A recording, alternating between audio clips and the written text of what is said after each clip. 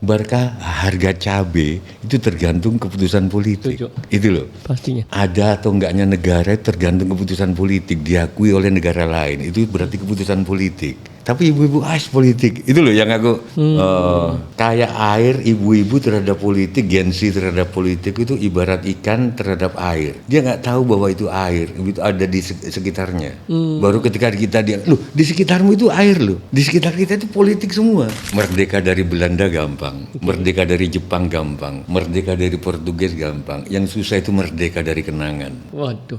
Maka beruntunglah kalian yang menyusuri suatu jalan yang belum pernah kalian lewati, karena kalian akan terbebas dari kenangan-kenangan di setiap titiknya. Wah. Puasa, untungnya sholat itu ya, gerakan ruku, bisa mau ruas-ruas tangan, ini keuntungan kita dan kita disiplin menjadi. Ini kayaknya tahun-tahun 2000-an awal baru ada dikait-kaitkan dengan apa untungnya, misalnya yang tadi ya puasa, apa untungnya dikaitkan dengan medis, dicari-cari. Tapi kalau sebelumnya nampaknya lebih ya udah jalanin aja. Nah ya kenapa nggak jalanin aja? Wong sudah ditugaskan sama Tuhan. Nah berarti bawa Tuhan.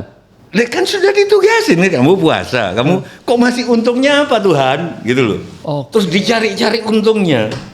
Oke, berjumpa lagi di Peak Talk Podcast bersama saya Adriano Giovanni. Dan di perjumpaan kali ini alhamdulillah saya sukacita dan sangat-sangat sukacitanya ini berlipat-lipat ganda karena saya mengenal beliau ini sudah sangat lama sekali, lebih daripada 30 tahun dan hari ini hadir. Siapakah beliau? Udah jelas ya, Mbah Sujiwo Tejo. Mbah Tejo, apa kabar? Baik. Alhamdulillah. Ya, Mas, ini senang banget nih bisa kehadiran ada Mbah Tejo. Mbah, saya itu ngikutin Mbah udah lama banget, tapi dalam waktu di pandemi kemarin Mbah, 3 tahun yang lalu, ini ada sesuatu yang ini langsung banget nih, ini nggak pakai yang mulai dari ringan-ringan dulu, tapi ini pembahasan yang sangat-sangat serius.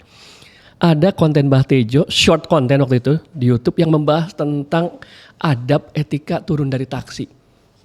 Dan itu saya lihat Mbah Tejo juga menyampaikan itu berulang-ulang, bahkan ketika acara sama Pak Karni Ilyas itu dikutip juga di konten sama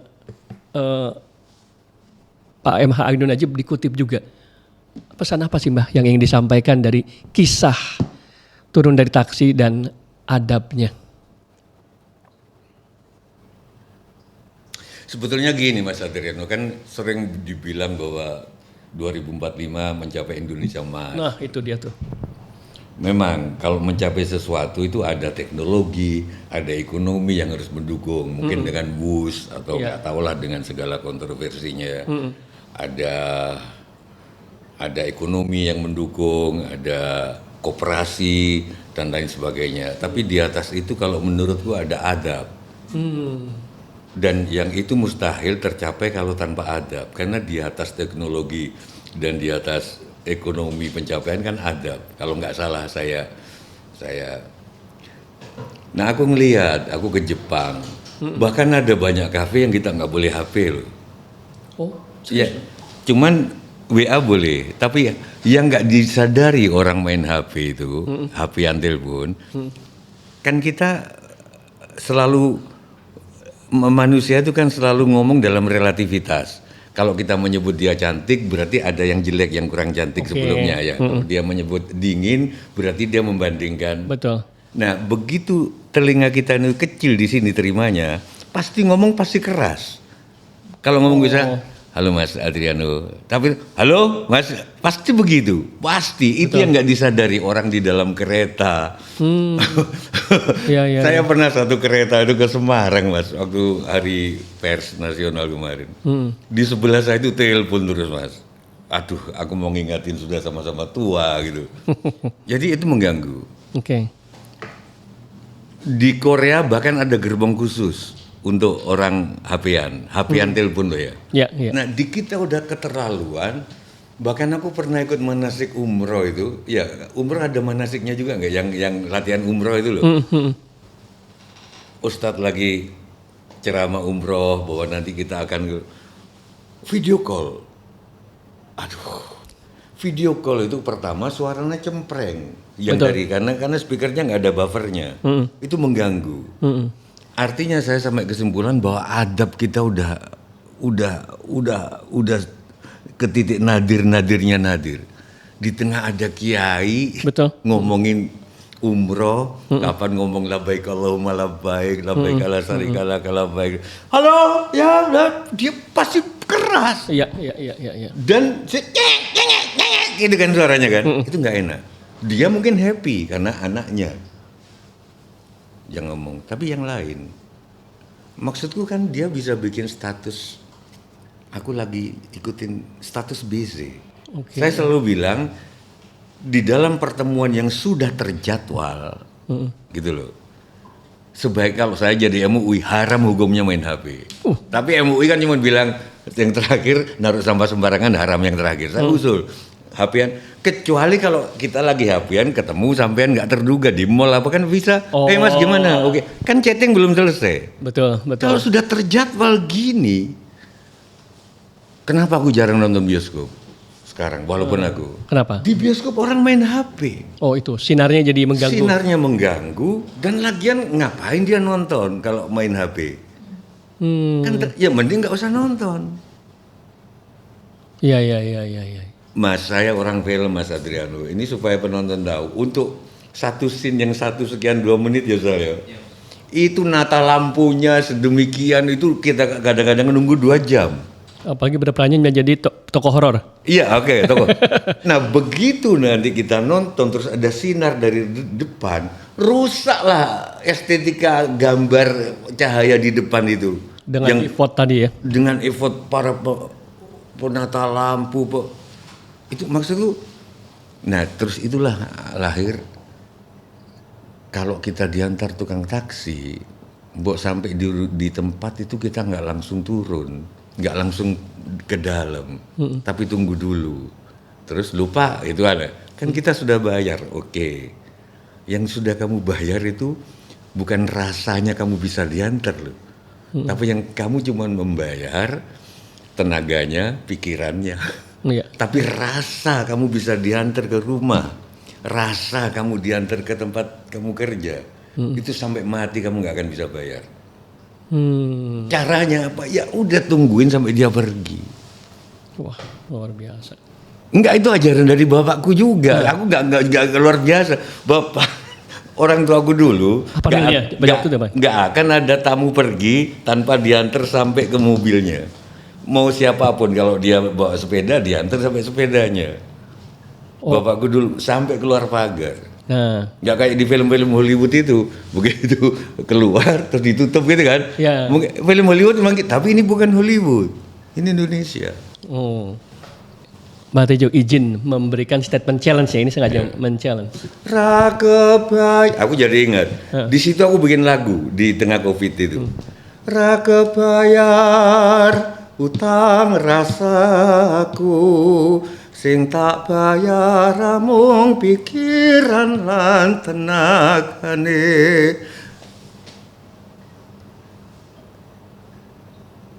Ya pertemuan ini aja, aku nggak bisa bayar utang rasaku diwawancarai sampean dan utang rasa sampean aku mau datang di sini. Itu sampai kapanpun.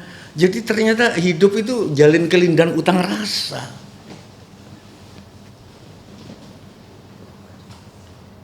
Aku tetap nggak bisa frontal ke Pak Jokowi. 10 tahun aku pernah dipresidenin beliau. Tentu dengan segala buruk-buruknya, tapi pasti ada baik-baiknya juga namanya orang. Betul. Waktu zaman Pak Harto juga. Oke, mau cocot dari Yayasan Super Semar berapa ribu dokter yang dihasilkan oleh Pak Harto. Udahlah kita, ya ada buruknya ada, tapi yang baiknya ini kita utang rasa ke Pak SBY, ke Mbak Mega. Kalau enggak kita kan gini-gini terus, Mas. Iya. Wah, ini saya jadi merenung jadi dalam banget begini. Oke. Iya. Enggak usah. Ini dari bapakku. Terus apa lagi? Jadi Jadi gini, Mas Tejo. Katakanlah, ya itu tadi Mas Tejo menceritakan tadi orang tua mengantarkan dia naik sepeda sampai jalan motor dan segala macam. Tapi kalau kita menjadi praktis yang saat ini, ya kita ngantarkan tergantung siapa. Kalau dia orang yang lebih tua, yang lebih penting, artinya jabatannya atau siapa, oke kita hantarkan. Kalau enggak ya proporsional. Bagaimana respon Mas Tejo? Jadi tidak semua diantarkan. Ini pertanyaan challenge ya, memang sengaja mau sisihkan seperti itu. Bagus pertanyaannya. Ya saya tanya. Tapi kalau semua yang tamu saya mau dia gelandangan, aku antar sampai keluar pintu. Itu. Yang membedakan ada yang saya cium tangannya, ada yang enggak. Tetap ada, manusia tetap beda. Yang mengatakan manusia sama itu kan agama demokrasi ini, gitu. Ya. Agama demokrasi ini nggak sama manusia. Aku ketemu Gus Mus cium tangan, ketemu Buya Sakur cium tangan, ketemu Pak Komarudin Hidayat ketua Dewan Pers cium tangan. Ketemu Mas Deddy Corbuzier? Enggak, dia yang menunduk, gitu loh, gitu loh. Tapi saya juga tadi cium tangan. jadi memang nggak sama. Yang bilang manusia sama itu agama demokrasi ini. Yang katanya semua orang harus mencapai sendiri. Ya. Tapi mengakui hak waris. Bagaimana demokrasi ini? Aku sampean konglomerat. Aku nggak ngapa-ngapain. Di dalam demokrasi ini, tiba-tiba aku berhak mewarisi harta sampean. Dari mana? Harusnya harta sampean serahin ke negara. Negara yang bagi nanti siapa yang berprestasi. Itu baru demokrasi. Katanya nggak ada turunan, nggak ada. Begitu jabatan bupati sama presiden diwariskan bingung. Tapi harta diwariskan nggak apa-apa. Yuk gimana coba? Ya. Jadi beda, manusia beda. Tapi terima kasih pertanyaannya. Semua saya antar, semua saya tunggu. Bahkan menantu pun aku tunggu sampai dia pergi. Oh, nah kenapa? Berarti kan kalau secara level di keluarga. Kan harusnya terbalik, tapi kenapa? Itu apa esensinya? Biar audiens jadi ngeh nih. Boleh berbeda, perbedaannya di konteks apa nih? Kalau cium tangan, nggak cium tangan, terus fundamentalnya apa? Untuk menjadi rujukan nih. Pertanyaannya bagus. Bedanya apa ya? Ada satu sisi mungkin bahwa manusia itu sama, yaitu sama-sama makhluk. Tapi ada sisi yang lain bahwa ada satu yang derajatnya ditinggikan karena ilmu, derajatnya ditinggikan karena usia, derajatnya ditinggikan karena kedudukan. Oke. Misalkan ketemu anaknya Pramono Anung, anaknya gubernur DKI Jakarta. Dulu aku waktu kecil ikut ininya lah. Sekarang jadi bupati di Kediri. Begitu ketemu, tetap dia bupati. Aku monggo Pak Bupati. Pak Bupati. Tapi di ruang berdua, aku bilang kowe. Tapi begitu ada orang, siap Pak Bupati. Oke, berarti menyesuaikan. Iya. Ya. Kan orang tergantung perannya. Di sini aku sebagai narsum, begitu di rumah, aku sebagai suami atau sebagai kakek, ketemu cucu sebagai kakek.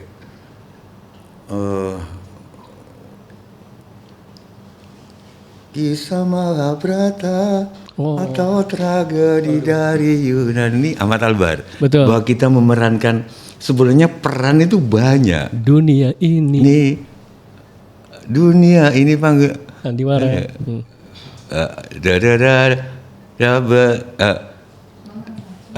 Bukan, dunia ini panggung ceritanya mudah berubah.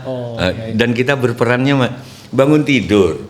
Mas Adriano ada berperan ada istri di sebelah berperan sebagai suami. Nanti anak pamit ke sekolah berperan sebagai bapak. Anak nanti punya anak lagi berperan sebagai cucu. Ketemu di sini berperan sebagai pewawancara. Nah, peran ya. Itu yang nggak disadari. Gini loh, ini soal adab. Mentang-mentang teman, begitu udah temennya jadi menteri di forum kumpul, "Woi, Fram, gimana?" Gak bisa, dia menteri di situ loh.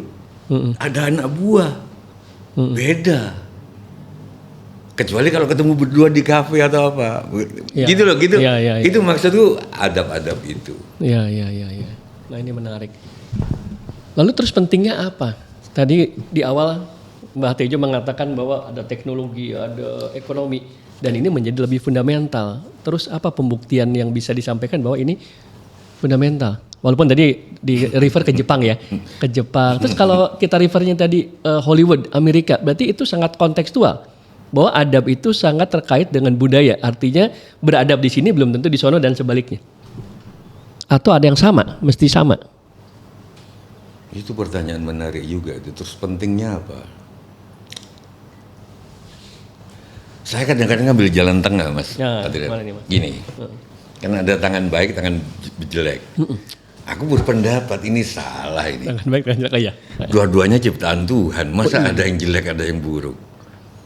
Pasti dua-duanya bagus. Kalau enggak, buat apa Tuhan menciptakan? Ini soal ke cucu. Kalau Ya. kita kasih, misalkan tangan kiri juga, Mas. Saya kasih, tangan bagus, gitu loh. ya. Nah, aku nggak gitu. Nah, gimana? Tangan kanan. Oh, nggak pakai label bagus jelek. Heeh. Hmm. Soalnya ada yang kalau anak saya liberal, nggak apa-apa. Dia lama di luar. Oke, dia didiknya kiri boleh. Aku cuman takutnya suatu hari aku ngajak cucuku ini ke rumah siapa, terus dia dikasih tangan kiri, kan nggak enak akunya gitu loh. Walaupun kiri kanan, makanya netralnya pakai ke tangan kanan. Aku nggak pakai tangan bagus. Itu aja bedanya. Aku. Nah sekarang bedanya sama Hollywood, nutup pintu nggak enak Mas dilihat Mas. Diakunya ya. Iya. Orang yang dibesarkan di Jawa, di situ Bondo, Jawa Madura, yang lihat bapaknya itu NU tapi punya menantu banyak Muhammadiyahnya, gitu. Nah, tapi NU-nya itu bapak selalu sampai keluar pagar, sampai ke pintu mobil kalau dia mobil. Kalau dia sepeda motor ya sampai hilang bapak masuk. Terus ngeliat Hollywood bertamu, pintu rumah begitu keluar dia tutup. Nggak enak aja. Gimana? Tadi pertanyaannya apa sih? Apa kepentingannya? Iya, apa terus manfaatnya di luar yang bahwa saya sangat yakin bahwa orang yang beradab santun itu akan lebih mudah dikenal, akan lebih banyak teman, akan lebih banyak network sehingga kerja bisnisnya secara umum. Berdasarkan pengalaman saya pribadi itu lebih memudahkan karena networknya. Tapi kalau di luar itu kira-kira apa ya kepentingannya menjaga adab? Apakah bisa dikatakan bahwa ada tabungan pahala? Atau gimana Mbak Tejo? Melihat ini lebih komprehensif ya. Bahwa penting buat aku beradab, berakhlak, santun dan dengan turunan aktivitas lainnya. Apa saja ya? Apa untungnya? Tadi kalau Mbak Tejo berarti udah satu tuh. Lebih enak dilihat dengan background culture kombinasi NU, Muhammadiyah, Jawa, Madura. Sebetulnya begini loh Mas, Adrian. Wah ini kayaknya sampai enggak, belum ini. Jadi waktu saya ke Yunani, Endalang di sana, tiba-tiba rombongan saya ini namanya Pak Suprapto Suryodarmo. Suprapto Suryodarmo almarhum, dia bikin padepokan lemah putih di Solo. Muridnya di Indonesia nggak banyak, tapi di Eropa ribuan. Murid spiritualnya. Ya. Jadi dia kadang-kadang 6 bulan di Perancis. Muridnya ribuan di sana. Begitu ketemu Bante Panyavaru Bante di Mendut, Pannavaru nulisnya Bante Panyavaru. Dia langsung Mas Prapto ini deprok di lantai karena dia Buddha. Begini. Itu indah banget bagi aku Mas. Orang yang didewa-dewakan tiba-tiba masih mendewakan di atas langit ada langit gitu loh. Sebetulnya itu juga kenapa aku nyium Gus Dur, nyium tangan Gus Dur, nyium tangan karena aku dalam tanda kutip didewa-dewakan Jan Cukers gitu loh. Presiden Jan Cukers. Lalu aku juga perlu mendewakan orang. Kalau nggak balance aku. Berarti balance. Balancing, ya. Ketika dari depan di mana-mana tepuk tangan di rumah dicaci-caci istri itu asik. Balas saya guyon ke Gusmus, guyon ke kiai-kiai. Jangan ngaku kiai kalau belum dihina sama istri. Mas ini ada istri saya jadi Enggak apa-apa. Kalau sampean belum pernah dihina dia, berarti sampean belum kelas jadi pembicara. Pasti nanti ngomong apa gitu. Istriku sering ngomong gitu. Karena aku pidato di TV One kita malah gedebus gitu. Oh, sama ya. Karena aku tahu hatinya nggak gitu. Ya. Istriku nggak pernah nganter keluar. Mungkin gengsi, takut kelihatan cintanya atau apa. Iya. Serius, tanya. Ya, nggak pernah. Tapi aku oke. Dia punya bahasa yang lain. Dia semua diantar sampai keluar kecuali aku. Aku pergi, ini tadi pergi, ya udah aja gitu. Tapi aku merasakan dia nganter aku, hatinya gitu loh. So sweet banget. Enggak, bukan. Mungkin dia gengsi. Ada perempuan yang gitu kan, memperlihatkan bahwa aku butuh kamu, aku mencinta. Bener nggak, Mbak? Tapi justru pertama aku marah, Mbak, Mas. Gila. Aku di mana-mana bilang kalau ada orang keluar untuk dia antar sampai ini istriku sendiri nggak melakukan itu ke aku. 1-2 hari. Terus aku pikir-pikir, ngobrol sama kiai-kiai.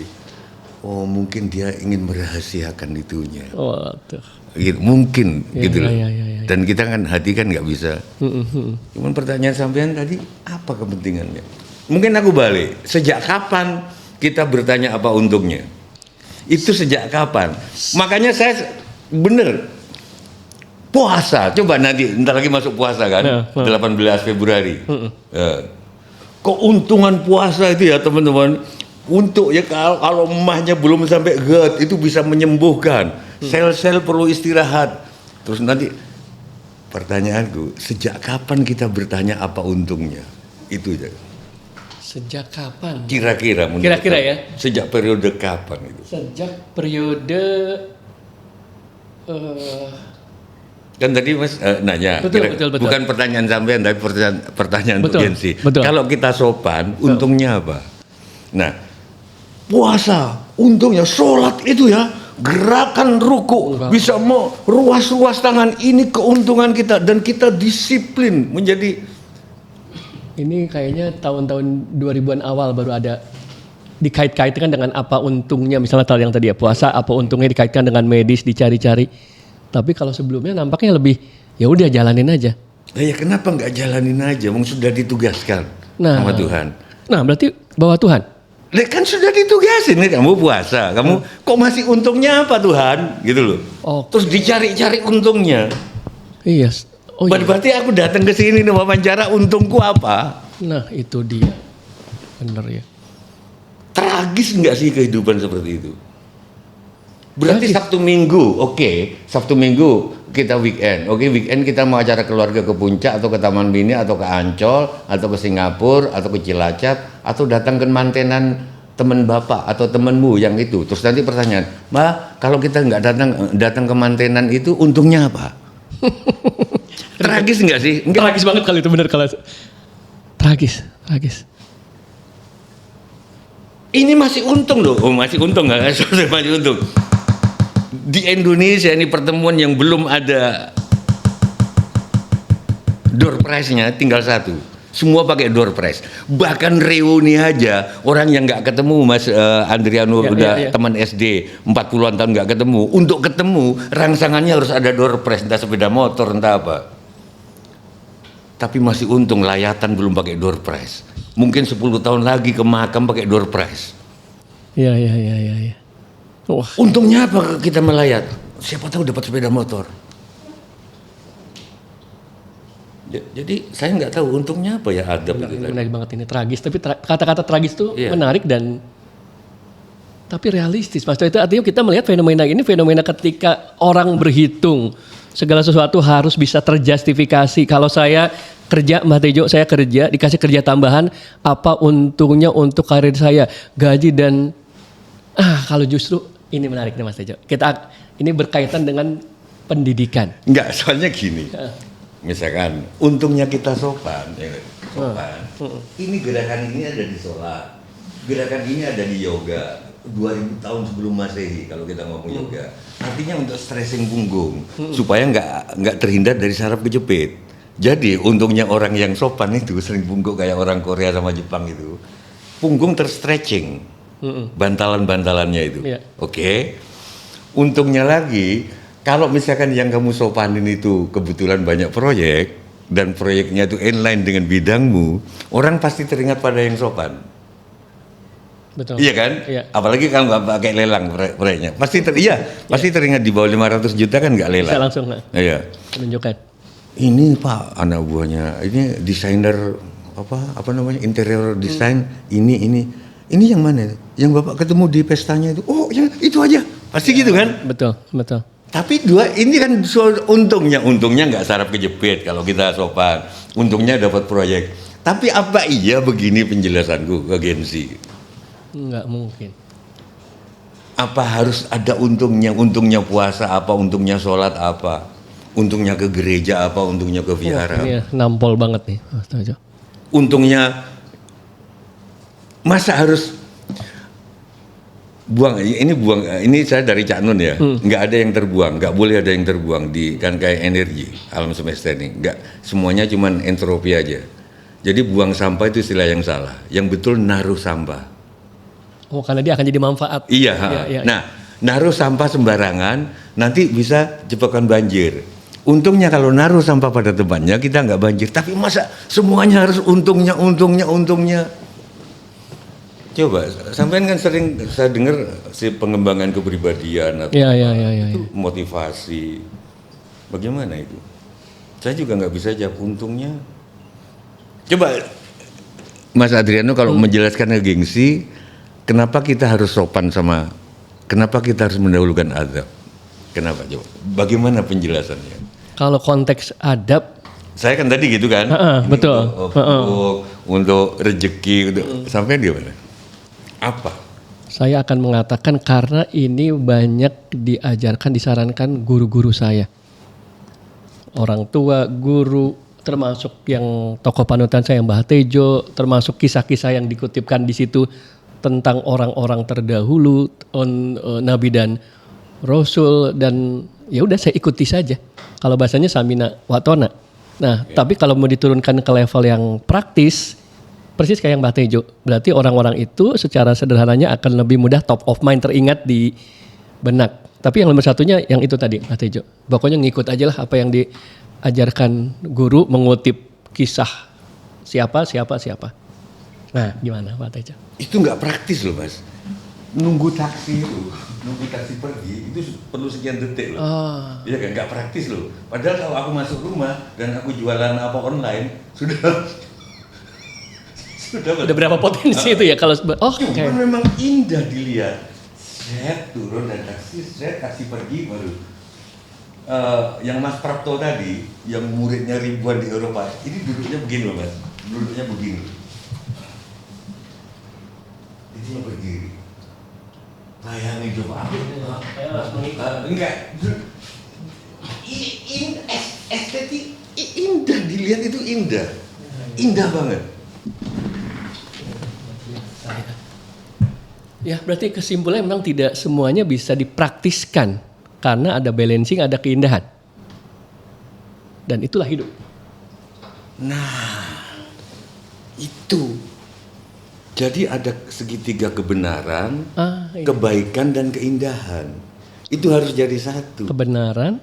Kebenaran itu dari iman dasarnya kalau kita ngomong Islam ya. Iya. Kalau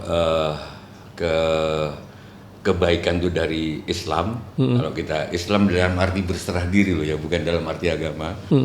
Jadi iman, Islam, keindahan itu ihsan. Ini aku bukan kiai, ini menurut kiai-kiai gue loh ya. Nah, ketiga hal ini kalau dirangkum jadi karim. Al-karim itu. Nah, kita ngejar kebenaran. Oke? Tapi kebaikannya sama keindahannya. Ya. Jembatan Suramadu dari Surabaya ke Madura itu benar. Oke. Tapi apakah baik? Apakah nggak Madura dibangkitkan dulu, baru dibikin jembatan sehingga nanti tukar baliknya itu nggak cuma Madura aja yang terkuras, tapi ekonominya tumbuhkan dulu atau apa kan itu baru. Nah keindahannya nanti apakah bagaimana kalau malam, apakah kayak Suneng Endil apa? Ya. Jadi sebenarnya kita nggak usah nanya apa untungnya di tiap segala sesuatu kalau kita ingat. Kadang-kadang kerudung itu ya, udah aja kalau memang nutupin ini, tutupin aja. Kenapa harus pakai gini? Ya, kenapa harus pakai rambut yang nyumpel rambut di sini itu, gitu? Ya. Supaya kan itu keindahan. Kalau enggak ya buang-buang kain dong. Enggak, tapi mesti ada yang Padahal udah aja tutupin aja segini. Kalau praktis saja ya. Iya. Iya, iya. Benar, sudah benar kan tutupin aura. Tapi nggak estetis. Oke. Gitu loh. Iya. Aku ketemu seseorang, siapa misalkan Yunisara atau apa gitu. Yunisara yang tercantik sekarang siapa? Nggak apa-apa, Destri nggak apa-apa. Kan cuman artis siapa? Yang paling muda sekarang. Yang paling muda, saya ingetnya Maudy Ayunda. Oke, Maudy Ayunda. Pakai sanggul, dia suka pakai sanggul kan? Iya. Sanggulmu kayaknya kurang gede deh. Bener. Tapi kalau itu di forum kan nggak baik. Mestinya kan dia, Maudy, kayaknya sanggulmu kurang gede deh.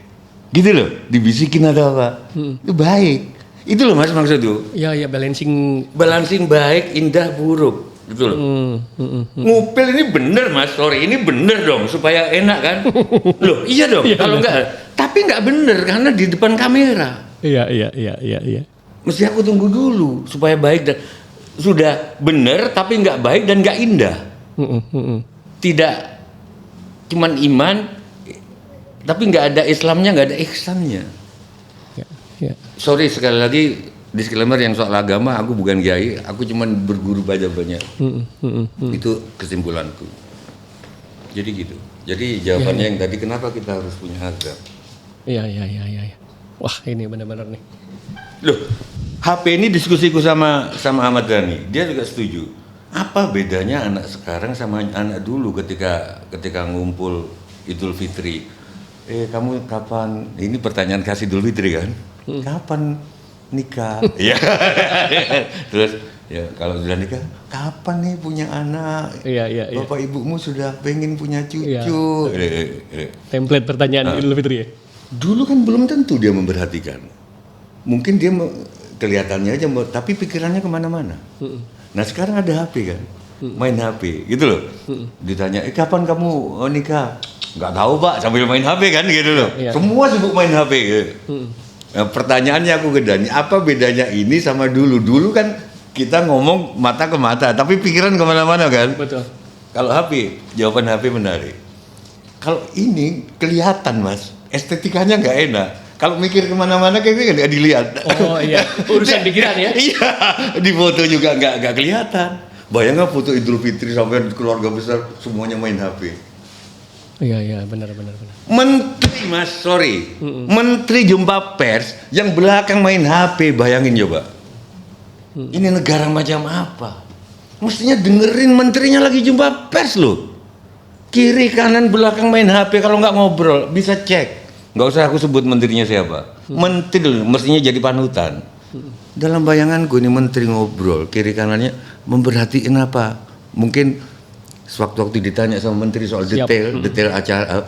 Jadi perkembangan ini gabah kita berapa? Siap yang belakang. Ini main HP semua. Ini kita darurat adab. Darurat adab. Iya. Nah, Mas Tejo, berarti kalau bicara tentang adab, ini ada perbedaan pengajaran dan pendidikan. Sekarang kita atau sekolah atau orang tua concern tentang pengajaran, tapi nampaknya luput tentang pendidikan. Menurut Mas Tejo sendiri, apa bedanya pendidikan dan pengajaran? Termasuk mungkin bolehlah dikaitkan dengan yang belakang sering viral, murid ditampar orang tuanya ngelawan ke sekolah, kebetulan orang tuanya pejabat, atau bisa dipindahkan. Si penamparnya gimana nih Mas Tejo melihat fenomena ini? Yang tentunya semakin besar ya, fakta-faktanya membuktikan itu. Ya belakangan nggak tahu ini ditayangkan kapan, saya nggak tahu, tapi mudah-mudahan masih relate. Ada orang yang menghina suatu suku. Oh iya. Ya, dan sekarang udah ditahan. Betul. Diambil di sebuah desa, dia sembunyi. Ketika dia mohon maaf itu Mas Adriano. Ketika dia mohon maaf, saya juga nggak nyangka bahwa saya akan ngomong gitu. Saya akan memaki-maki begitu. Di luar kesadaran saya. Saya kadang-kadang mikir dua hal loh, nggak tahu Mas Adriano. Dia betul-betul nggak sadar ketika sedang ngomong itu. Karena kalau sadar nggak mungkin dia ngomong kebun binatang di situ terus memaki suatu suku gitu loh. Mungkin karena pengaruh. Karena sekarang vape katanya ada, dia kan lagi nge-vape. Sekarang lagi vape itu ada narkobanya Iya, atau iya, apa. iya. Atau mungkin orang tuanya yang membuat itu nggak sadar pendidikan dari dulu, nggak ada pendidikan, yang ada pengajaran sehingga anak itu nggak sadar bahwa itu salah, bahwa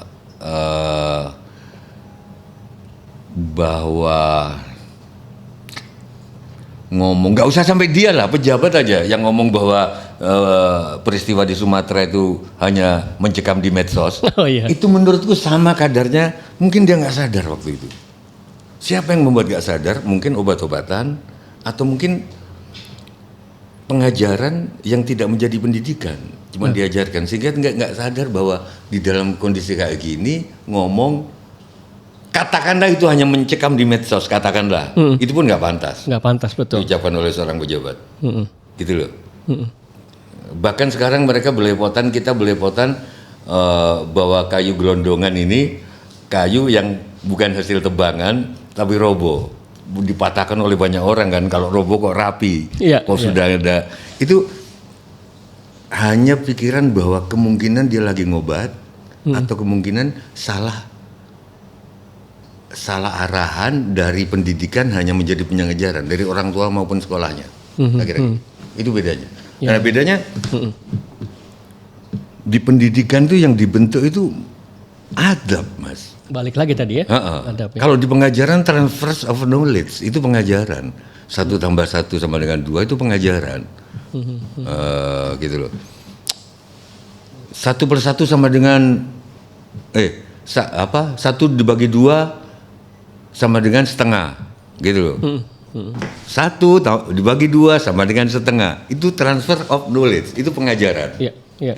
Tapi kalau 1 dibagi 2 sama dengan 2 masing-masing setengah, itu juga sudah mulai mengajarkan adab. Oh. Karena kalau kalian ngomong ini di Papua, mereka mikirnya konkret. Ada lidi dibagi 2, 1 lidi, itu 2 masing-masing setengah. Coba aja ke Papua.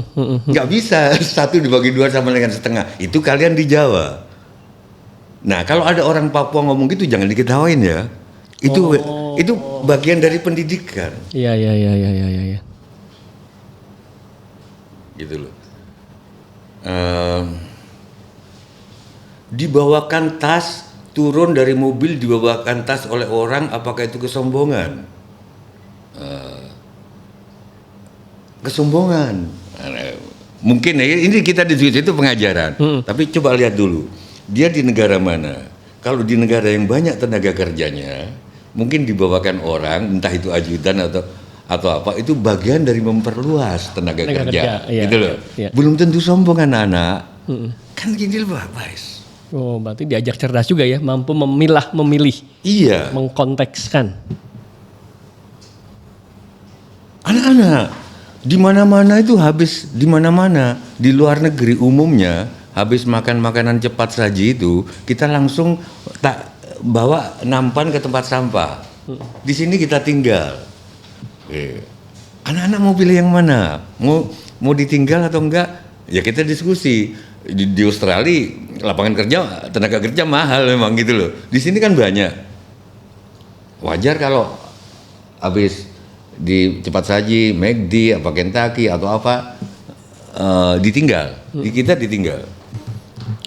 Tapi mungkin nanti muridnya aja nggak apa-apa, Pak, Bu, kita akan ini sendiri, buang sampah sendiri. Nah, mereka itu dikasih lapangan kerja di tempat lain.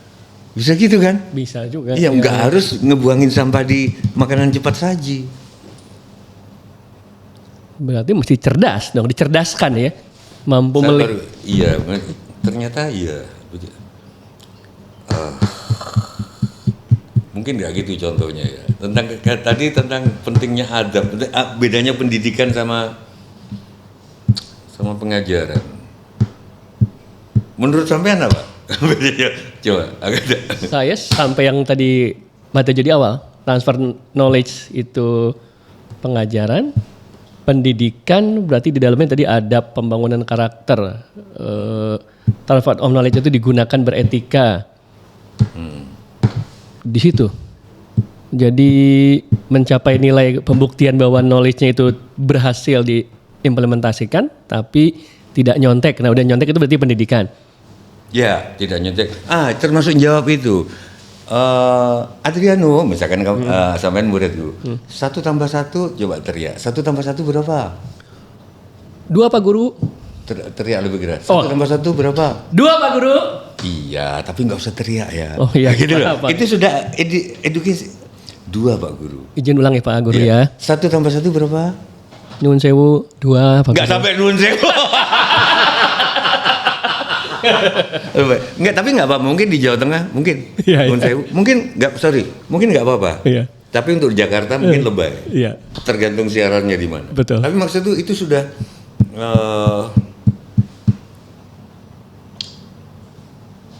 pendidikan bagian dari pendidikan. Iya. Pembentukan moral. Mm-mm. Karena kalau cuman pengetahuan bisa didapat di Mbak Google. Mm-mm. Pentingnya guru kan di situ. Guru-guru sekarang sudah nggak dilibatkan dalam MBG. Nanti kalau piringnya rusak atau apa, guru harus nanggung. Kasihan loh. Terus ada murid keracunan guru yang bisa dituntut sekarang. Padahal mereka, tapi sekarang mulai direvisi lagi bahwa itu tanggung jawab dapur MBG. Tapi kan bagaimana mau ngedidik? Wong bebannya makin banyak. Piring hilang. Dia harus menanggung. Jadi nah, semua itu bagian dari triangle itu, Mas Adrian. Keindahan, kebaikan, dan kebenaran membentuk itu. 2 tambah 2 betul, sama 1 tambah 1 2. Tapi baiknya nggak usah teriak, ya kan? Indah, gitu loh jawabannya. Duanya udah bener jawaban 2, tapi teriaknya itu nggak baik. Oke. Gitu loh, atau nggak indah, bisa aja. Harus ada 3 ini. Kalau semuanya tergantung kebenaran, aduh, pakaian perempuan lalu, ini buat apa gitu loh, coba ini gitu loh. Estetika, Nah, keindahan. iya, padahal ini polos aja, ngapain untuk tujuannya kan kebenaran supaya ini anget kan. Iya. Terus ini buat apa? Terus ini buat apa coba ini? Nggak ada gunanya ini. Iya. Mbak Tejo mumpung inget ya. Iya. Mumpung ini lagi. Saya ingat banget tuh ada Mbak Tejo mengatakan di salah satu konten bahwa tidak semua itu yang mistis itu tidak logis. Bisa jadi kita belum menemukan kemampuan melogikakannya. Termasuk dalam berkehidupan, faktor emosional lebih kuat menjadi penggerak. Termasuk yang tadi kan berarti kan itu emosional. Karena kalau dilogiskan apa manfaatnya? Yang nggak ada jawabannya. Tapi lebih indah berarti kan emosional. Nah, ini kan Mbak Tejo dalang ya. Di balik dalang tuh banyak kisah-kisah mistis. Gimana Mbak Tejo? Apakah memang ada yang mistis itu akhirnya dulu dianggap mistis tanpa logis, sekarang ternyata ada jawaban logisnya. Apa contohnya Mas? Ini jadi tapi ini karena berhubungan juga bahwa kita seringkali makin kesini makin ingin melogikakan, tapi kadang-kadang nggak perlu juga tuh. Atau perlu Mas Tejo? Cobalah saya penasaran. Ini ada isi nggak Mas Tejo? Ya, ini ada. Ini rahwana. Rahwana yang sudah rusak, ini disambung-sambung. Jadi kulit itu dibeset, dibelah, kulit yang lamanya dibelah, terus kulit yang barunya dikikis dimasukkan ke dalam. Jadi kelihatannya nyambung. Yang mau saya perkenalkan ini tokoh rahwana. Apakah yang mistis?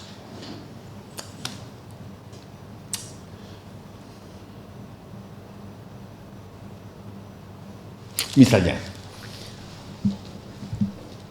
Tuhan, dia kan menculik Sinta. Kalau pernah dengar kasus Rama Sinta, Sinta punya suami Rama terus diculik sama Rahwana. Istilah Ramayana itu.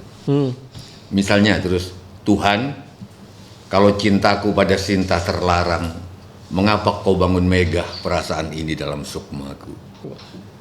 Kalau itu dinyanyikan, kan lebih Tuhan, kalau cintaku pada Sinta terlarang, mengapa kau bangun megah perasaan ini dalam sukmaku? Lain lagi.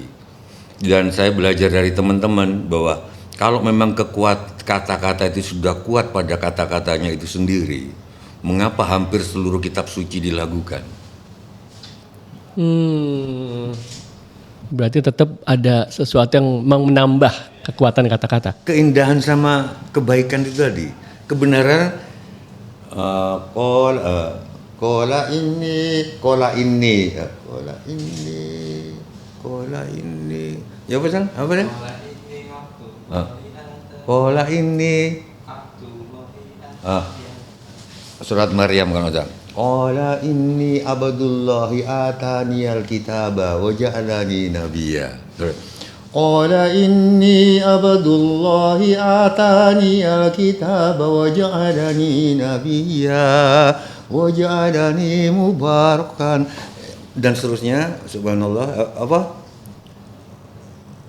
Itu yang nempel juga. Itu yang maksud saya, ada kebenaran melalui kata-kata, ada keindahan, ada kebaikan melalui ritme-ritme. Nah, apa yang mistis? Ketika dia menculik Dewi Sinta, dianggap itu adalah perbuatan yang nggak bisa dijelas-jelaskan karena mistisisme dari kisah Ramayana yang diperankan oleh Rahwana. Tetapi kemudian tahun berapa itu ada Mas Adriano, ada secara ilmiah, ada temuan di ibu kota Swedia, Stockholm, makanya disebut Stockholm Syndrome, yang mengatakan bahwa pada umumnya orang yang diculik itu jatuh cinta pada penculiknya. Gitu. Iya, make sense, karena biasanya penculik itu lebih liar, lebih wild, lebih merdeka. Orang yang diculik biasanya orang mapan secara ekonomi, sudah begitu diculik dia melihat kebebasan. Ada hal-hal yang sifatnya mistis itu hanya karena belum bisa dijelaskan saja, gitu. Orang kenapa nggak boleh naik pohon kelapa lebih dari sekali dalam sehari? Dulu aku terimanya mistis. Lama-lama, walaupun ini bukan ilmu kayak yang Stockholm Syndrome-nya Rahwana ke Sinta tadi. Sehabis aku naik pohon kelapa, pasti pohon kelapa itu kena keringatku, ya kan? Licin. Iya kan? Gitu-gitu loh. Terus mungkin nggak boleh lebih dari sekali, mungkin membatasi konsumsi kelapa. Waktu itu mungkin kan waktu itu gitu-gitu loh, Mas. Kenapa kok setiap ada burung bunyi klik klik klik klik klik klik klik klik, mana apa itu, Jan? Klik klik klik klik klik klik klik klik, bunyinya gitu. Ada yang bukan perenjak, malu perit gantil ya, bukan ya? Kulik kulik kulik kulik kulik kulik kulik, ada bunyi gitu. Pernah denger lah pasti. Kulik kulik. Nah, kenapa kalau itu bunyi jam 10 pagi, dalam area 500 itu ada perawan hamil? Enggak, aku berusaha ngilmiahkan, tolong dong diteliti. Siapa tahu frekuensi orang yang hamil pertama itu frekuensinya kan hidup ini getaran. Siapa tahu burung ini menangkap itu ya? Menangkap getaran itu.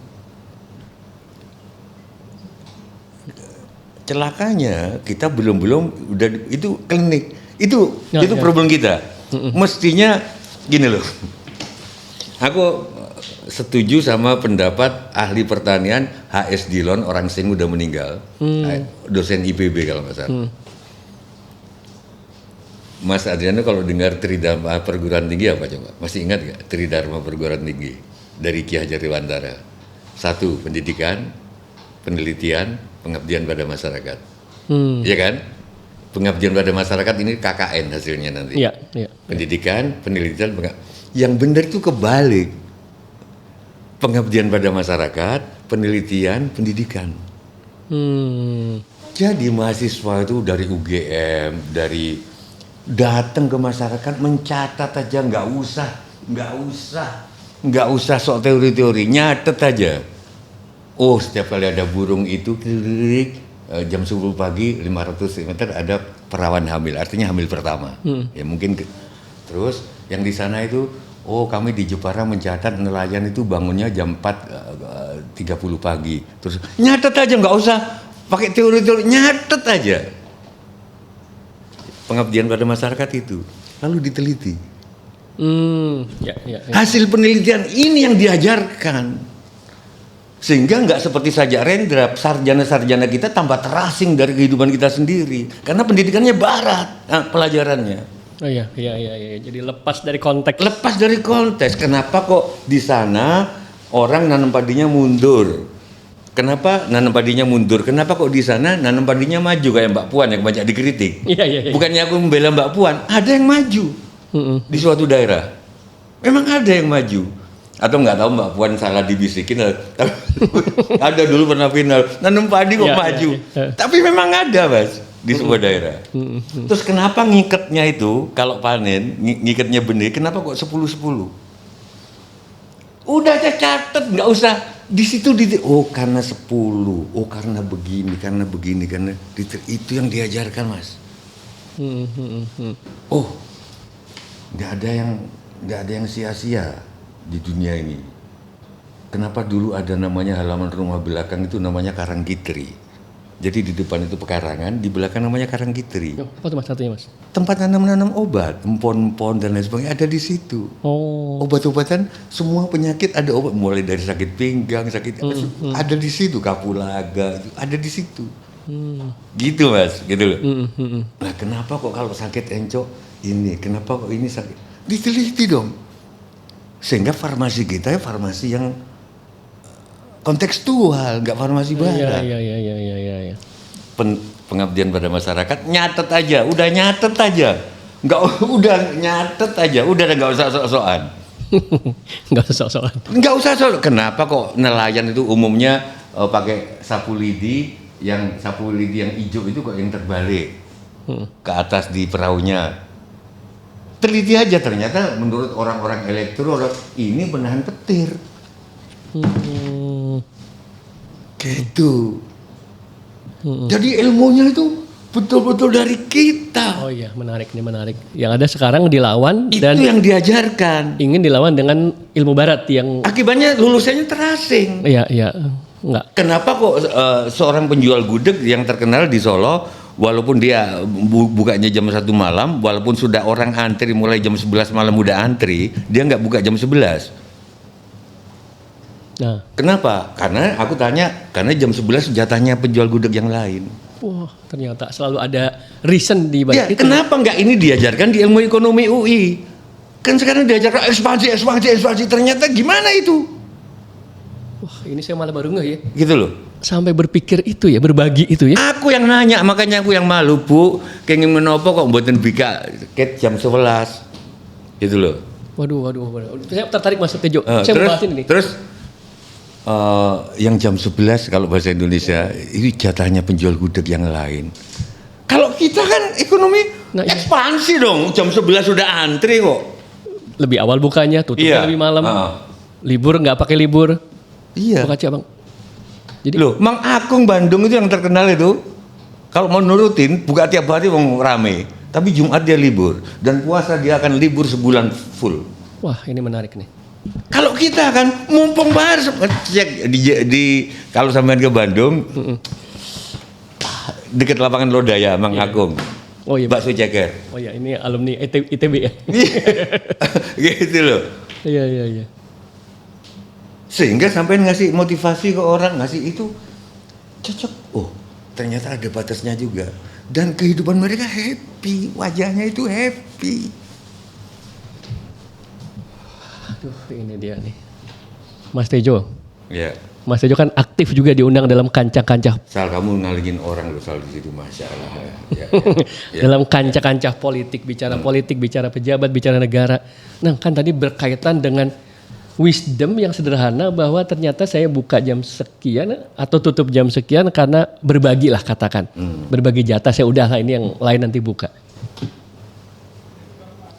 Kenapa Mas? Ada orang-orang yang korupsi dengan jumlah yang besar, diumpetin entah pakai nama siapa dan itu terus terjadi. Ini ada missing link apa Mas? Padahal tadi kan keseharian kita deket yang Mas Tejo sampaikan, oh ya itu ya kayak gitu ya. Oke, sekarang aku nanya balik sebelum aku jawab. Sampean Mas Dardirano, aku diingatin sama timku, katanya sampean sering ngasih motivasi, betul? Kalau misalkan sampean harus ngomong di depan koruptor, apa yang harus sampean ngomong untuk motivasi supaya tidak korupsi? Misalkan ini forum pesertanya tiba-tiba koruptor semua. Misalkan ini di penjara, di dalam penjara, terus Mas Adriano Giovanni datang ke penjara itu, kepala lapasnya kerjasama dengan Menkumham atau apa, ngasih motivasi ke para narapidana korupsi ini. Oke. Izin Mas Tejo, ini jawaban real ya? Enggak. Kalau sampean ngasih, Oh, udah harus ya? Kira-kira ngomongnya gimana? Udah harus ya? Iya. Kirain baru diundang. Kalau undang, maaf, udah. ini bukan kompetensi saya. Enggak, udah di situ. Harus ya? Udah di podium situ. Oke.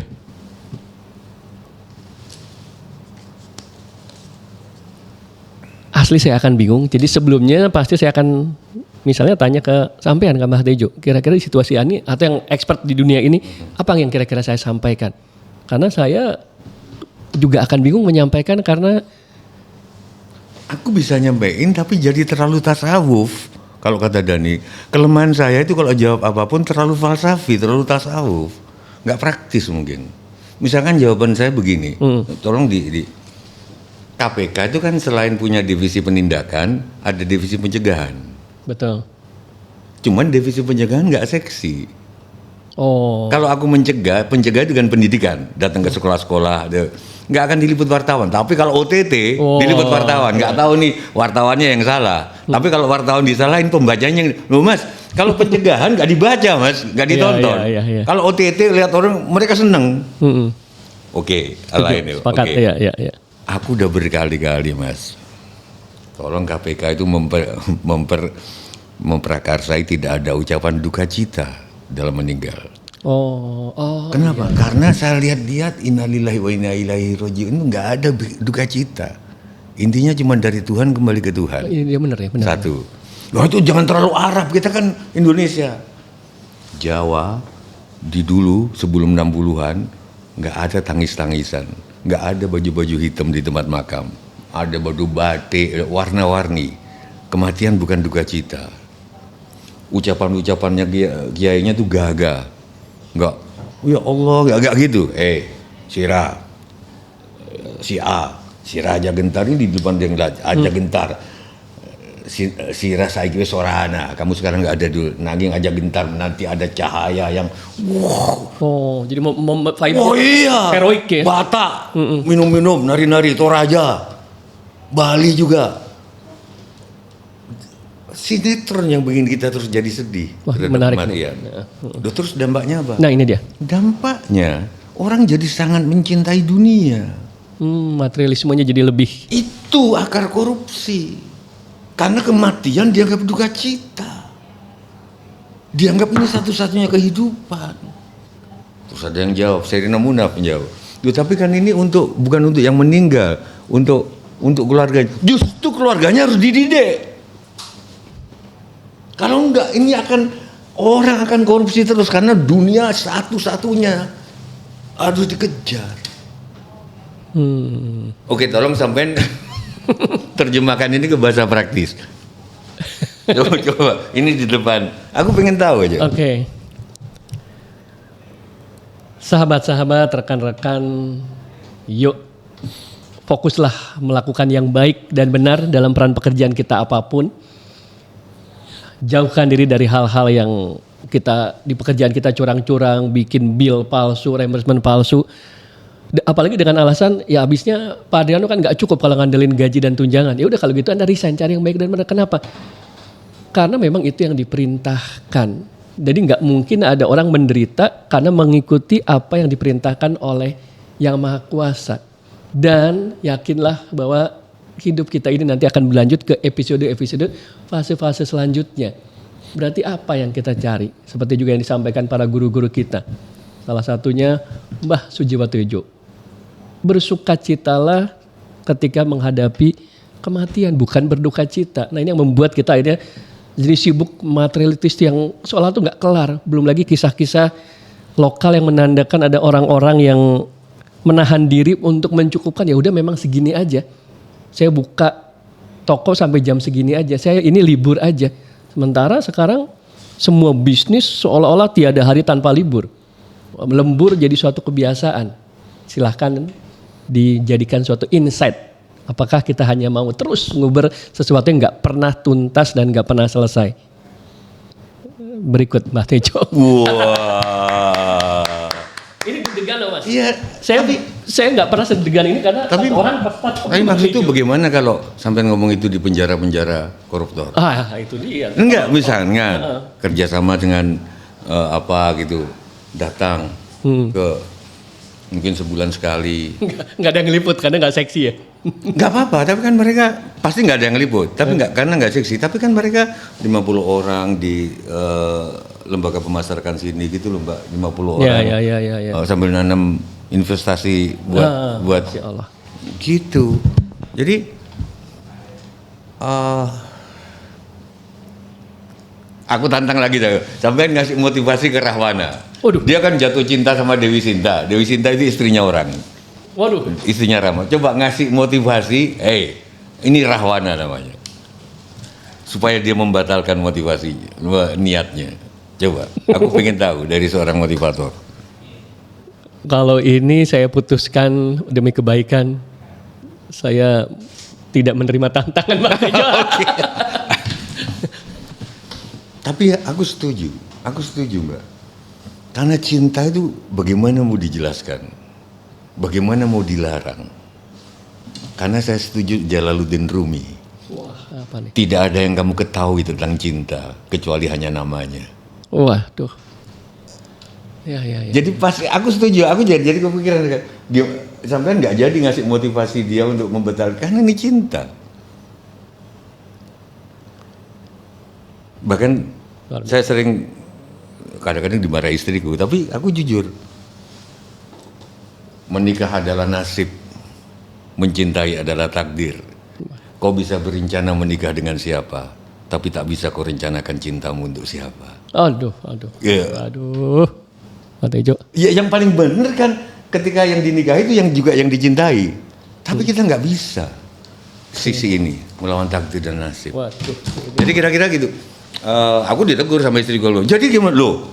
Nah, berarti itu kan yang kamu kan aku menikahimu dan mencintaimu. Iya. Gitu.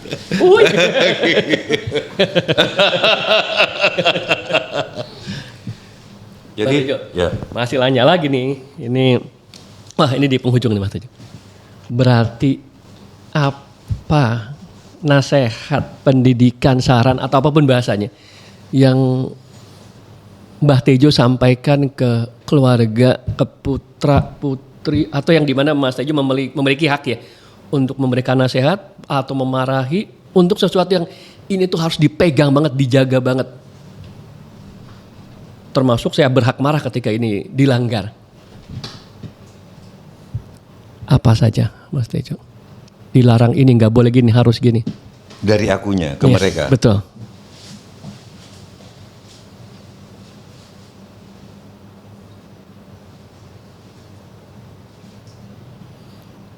Aku paling nggak tahu ini bener atau enggak.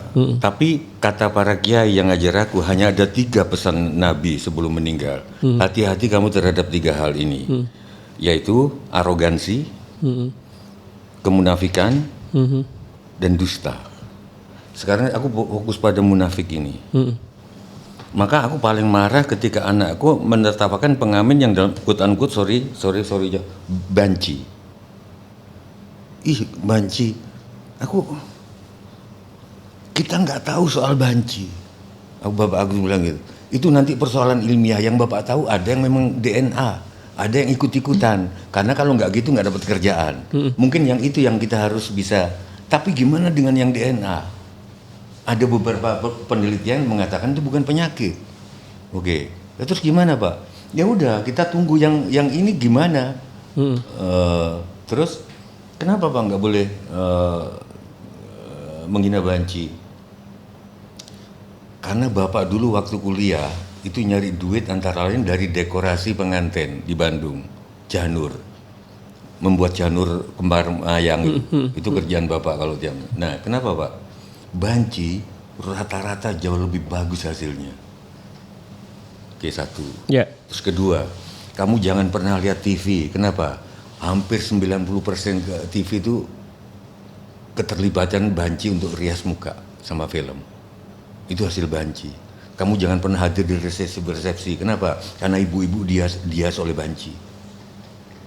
Kenapa? Mungkin kalau nggak banci bapaknya nggak secure. Iya kan? Iya kan?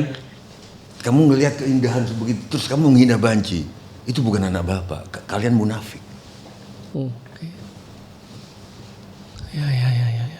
Faktanya begitu, katanya afala tatafakkarun, bergunalah pikiran para ahli mengatakan banci itu ada dua, ada yang ikut-ikutan karena memang ada beberapa kerjaan sekarang harus gitu semua. Di beberapa media komunikasi rata-rata kalau nggak melambai nggak dapat. Tapi ada yang memang temenku itu Mas, saking bersyukurnya anaknya dalam tanda kutip kembali normal, umroh bareng. Diajak umroh. Pulang dari situ masih di bandara udah dijemput teman bancinya balik lagi. Gimana kalau sudah DNA? Tergantung kita menafsirkannya. Sekarang beberapa sudah menafsirkan Mas. Di beberapa negara tidak ada toilet untuk perempuan atau untuk laki-laki. Adanya bukan perempuan, bukan laki-laki. Itunya. Sehingga sudah mulai ini lagi gitu loh, mulai dikasih eksistensi. Gak usah aku sebut beberapa temanku yang jadi sutradara yang orientasi seksualnya itu bagus-bagus filmnya, lebih detail. Mereka memang lebih detail. Zamanku waktu jadi wartawan, syuting udah mau mulai,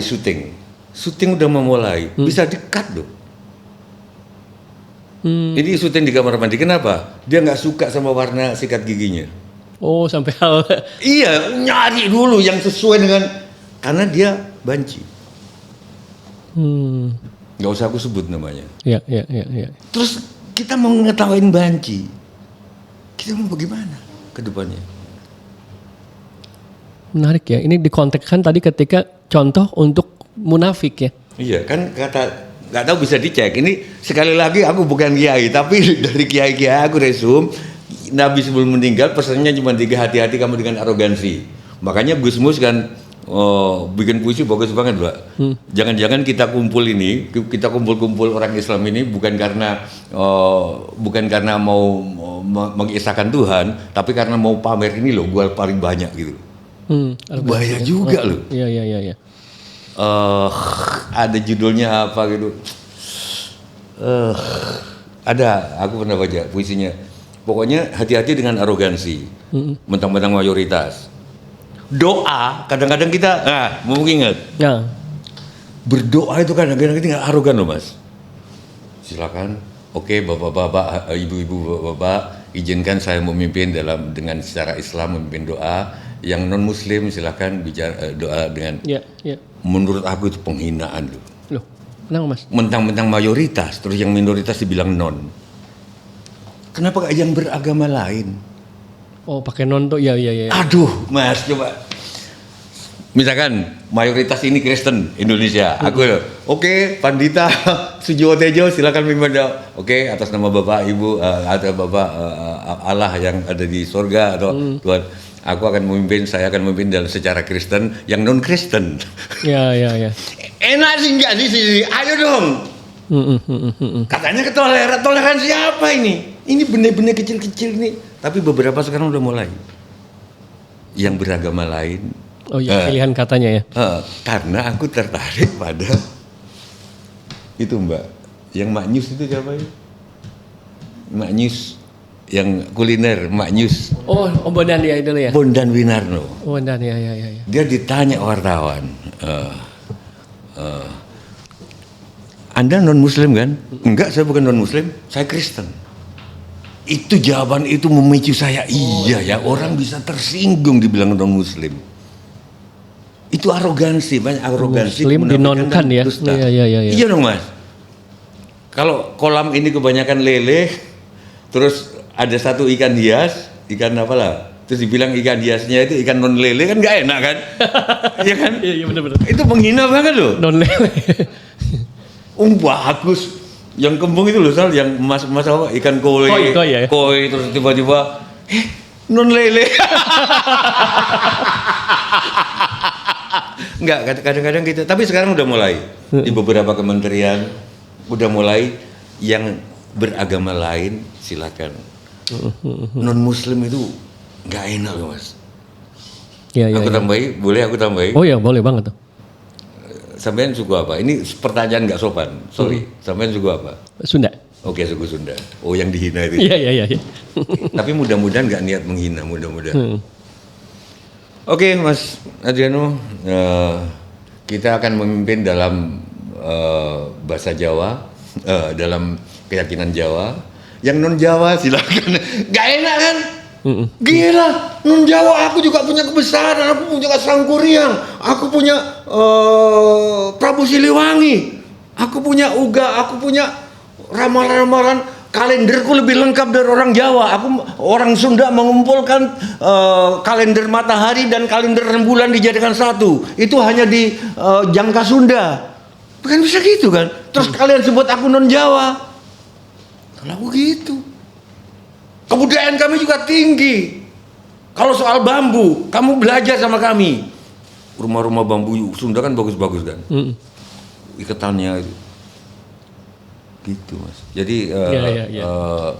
Arogansi ya. arogansi sama dusta. Aku ingat 3 itu. Hati-hati sepeninggalku dengan arogansi, kemunafikan dan dusta. Itu akan hancur dan kayaknya ada tanda-tanda ke situ gitu. Waduh. Enggak, sampean enggak lihat arogansi itu, enggak lihat. Ya lihat mas, cuman ini kan topik yang Lo enggak. Gini loh, ini Buya Sakur Kamba yang Almarhum ya? menulis almarhum. Mestinya kalau kita ngelihat Allahu Akbar, mestinya kan Tejo langsung nggak ada, nggak kelihatan. Yang kerasa cuma Allah. Begitu aku di depan Mas Rano, Allahu Akbar, Tejo nggak ada, sampean nggak ada, hanya Tuhan. Sekarang kan enggak, begitu Allah kok jadi takut kita. Kok jadi kita yang gitu loh. Iya. Itu kan bahaya kan? Allahu Akbar. Gimana gitu? Iya, vibe-nya jadi Vibe-nya jadi ke kita kuasanya. Iya. Padahal begitu kita Allahu Akbar, kita itu nggak ada. Tanda-tanda ke situ kalau nggak dibenerin nih bisa hancur loh mas. Karena arogan. Nyebut Allah bukan untuk mengagungkan Allah, tapi menyebut gua kuasa loh. Gua mayoritas di sini. Dan munafik itu. Yang dusta bisa kasih contoh sendiri. ya. Menarik ya tadi munafik dicontohkannya banci ya. Kalau yang sekarang apa mas? Yang sekarang banget tapi itu mewakili munafik. Coba sampean dulu yang munafik selain banci, terus padahal kita butuh. Padahal hadir ya. Rokok bagi aku termasuk kemunafikan. Dicecer di ini Pak, tapi cukainya kita ambil. Itu menurutku munafik. Gitu loh menurutku. Oh. Ruang smoking area mestinya lebih bagus dari smoking area di setiap bandara. Karena kontribusi. 180 triliun lebih gede dari tambang. Atau kita tutup. Jadi jangan munafik. Nah itu dia ya. Gitu. Kenapa kenalan saya banyak sekarang ya karena ruang smoking selalu sempit, jadi lutut ke lutut pasti ketemu, mau nggak mau kan kenalan ya. Dari mana Pak? Tapi ya ada gunanya juga Tuhan ngasih. Kalau kita duduk di non smoking kan nggak kenalan, mau jauh-jauh. Nggak mungkin mas gini terus nggak kenalan gitu, nggak sopan sama sekali gitu. Dari mana mau kemana? Ke Bali, sampean ke Padang. Di Padang ngapain? Oh saya gitu ya ini. Ya. Rokok. Terus karena cukainya kita mau, sementara tempat-tempat padahal itu ada di keputusan MK waktu zaman Pak Mahfud. Di setiap ruang publik harus ada smoking area.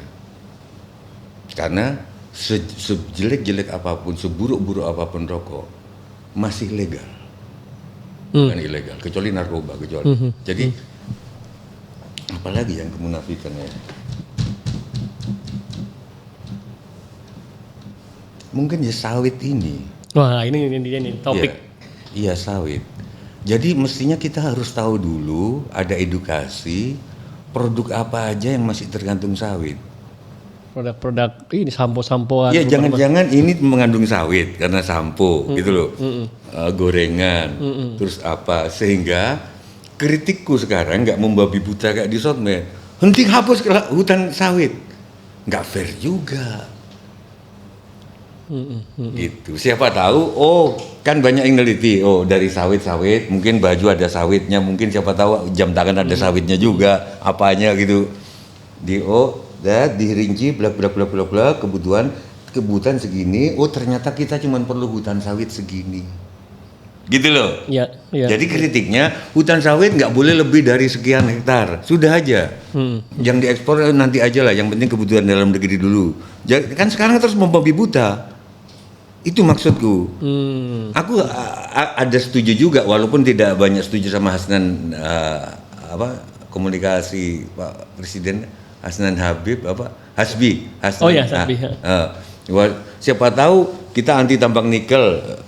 Ketika kita mencet itu, HP kita ada nikelnya, siapa tahu. HP kita ada unsur, sehingga jadi maksudnya supaya proporsional gitu Mas. Supaya kritik kita itu enggak sama dengan waktu zaman kita masih jadi wartawan, waktu koran itu. Hentikan pembabatan hutan. Untuk kertas lo gimana? Wong koran perlu kertas dari. Jadi kita supaya kita nggak munafik. Gimana caranya ya? Iya, kalau kita dikasih tahu, oh sebagian itu juga perlu untuk buku pembabatan hutan. Dulu juga sudah ada furniture, ada ukir Jepara, ada ukir Bali. Berarti dulu sudah ada pembabatan hutan, tapi proporsional. Itu loh mungkin kritiknya jadi hentikan pembalakan hutan yang tidak proporsional. Mungkin kan ya? Ya, proporsional kata kuncinya. Jadi nggak munafik. Itu Mas. Ini pertanyaan terakhir Mas Tejo. Iya.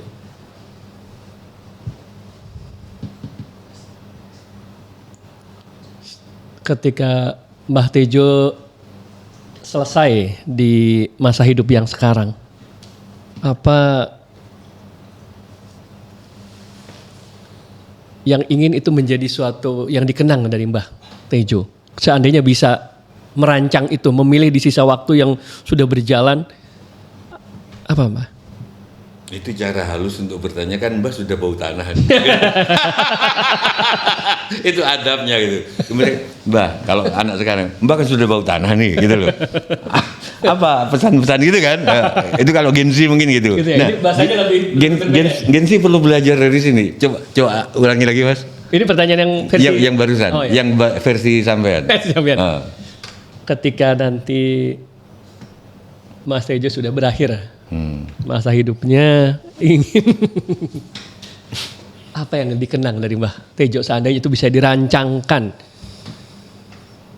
sebagai suatu kenangan?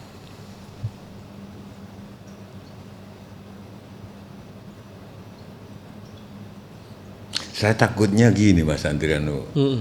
Kalau itu aku pengen dikenang sebagai ini, aku takutnya nabrak gini loh. Merdeka dari Belanda gampang. Merdeka dari Jepang gampang, merdeka dari Portugis gampang. Yang susah itu merdeka dari kenangan. Waduh. Maka beruntunglah kalian yang menyusuri suatu jalan yang belum pernah kalian lewati, karena kalian akan terbebas dari kenangan-kenangan di setiap titiknya. Wah. Jadi jalan. Nah kalau aku pengen dikenang, bukannya aku terus membelenggu kemerdekaan, nanti Janjukers kalau saya mengenang Sujo Tejo, mereka berarti nggak merdeka dong nanti, gimana? Wah ini menarik nih. Berarti dalam bahasa yang lain, jalani saja setiap fase proses kehidupan.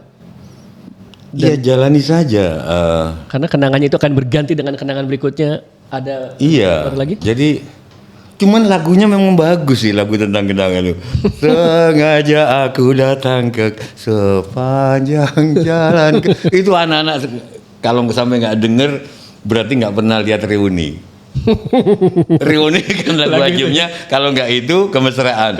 Pasti aku hafal kalau aku tidur di daerah puncak, didengar sayup-sayup itu dengar apa? Pasti reuni gitu. Kemesraan ini hilang kena angin kan. cepat berlalu. Angin lagi. Itu berarti sudah mau selesai reuninya. Udah penutupan. Terus sebelum itu sepanjang jalan kenangan. Tapi kalau harus dikenang, mungkin gini aja Mas Adriano. Ibu-ibu itu sering nggak anti politik. Yang ditonton sinetron. Berita-berita politik tentang ijazah palsu atau asli, tentang Pak Prabowo tidak segera menentukan peristiwa Sumatera Aceh ini sebagai bencana nasional atau enggak, itu enggak diikutin. Yang diikutin selalu gosip artis. Aku selalu ingin mengatakan bahwa pada mulanya ada politik, mungkin kita akan setuju. Ya. Barkah harga cabai itu tergantung keputusan politik. Setuju. Itu loh. Pastinya. Ada atau enggaknya negara tergantung keputusan politik, diakui oleh negara lain, itu berarti keputusan politik. Tapi ibu-ibu politik, itu loh yang aku kayak air, ibu-ibu terhadap politik, gengsi terhadap politik itu ibarat ikan terhadap air. Dia nggak tahu bahwa itu air, itu ada di sekitarnya. Baru ketika dia, loh di sekitarmu itu air loh, di sekitar kita itu politik semua. Terus ada orang, enggak, aku suka nyanyi aja. And now the end is near, and so I face the final curtain, my friend. Aku suka dunia nih. Aku bilang, itu kafe-kafe, jazz-jazzan, klub itu ada tergantung keputusan politik. Ya, bisa jadi ada keputusan membubarkan. Ada keputusan membubarkan, atau ada keputusan nggak boleh miras. Nggak boleh miras berarti nggak ada itu. Itu yang ada, oh iya ya, gitu loh. Makanya jangan anti politik. Misalkan ikut, ibu-ibu juga ikut ngomong. Karena nanti harga cabai itu tergantung dia. Harga-harga sekarang hampir kayak panasnya rebusan yang pelan-pelan itu. Nggak kerasa, lu ternyata makin naik. Itu gitu kan? Kan ada kodok itu, ini motivasi sering. Iya. Kodok itu kalau begitu dinyalain 100 derajat Celcius, dia akan loncat. Oke. Tapi kalau dari suhu 36, 36,5, 37, gak kerasa lama-lama mati dia. Iya. Nah harga-harga sekarang mulai gitu Mas. Iya kan, harga-harga. Nanti begitu 20, kok beras segini, kok telur segini, baru. Kalau kita nggak aktif politik, itu aja sih pesanku. Baik, terima kasih banyak. Sama-sama. Berikan tepuk tangan. Oke, thank you Terima semuanya. kasih banyak Mbak Tejo. Siap. Benar-benar ini suatu kehormatan. Waduh, luar biasa.